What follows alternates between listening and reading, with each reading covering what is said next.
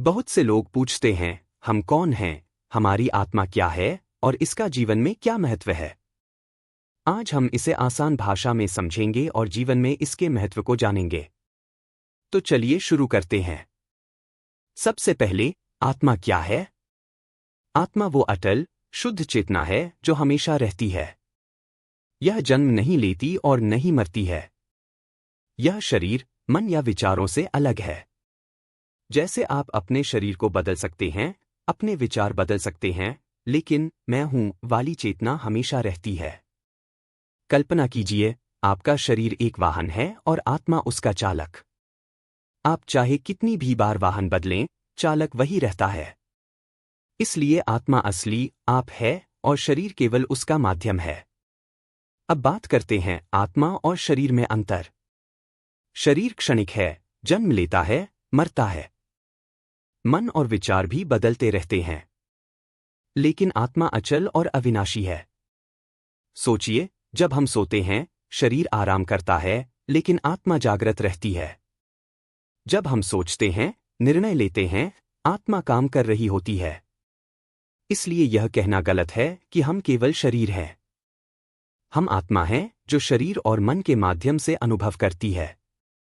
अब सबसे महत्वपूर्ण सवाल, आत्मा का उद्देश्य क्या है?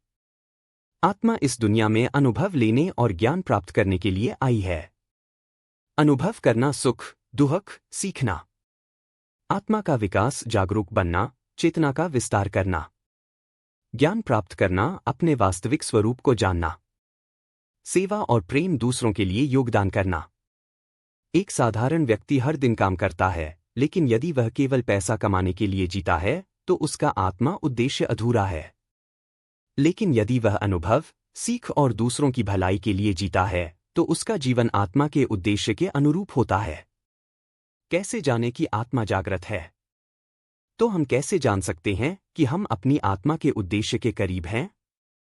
आप शांत रहते हैं, चाहे परिस्थितियां कैसी भी हों। आपको डर और चिंता कम होती है।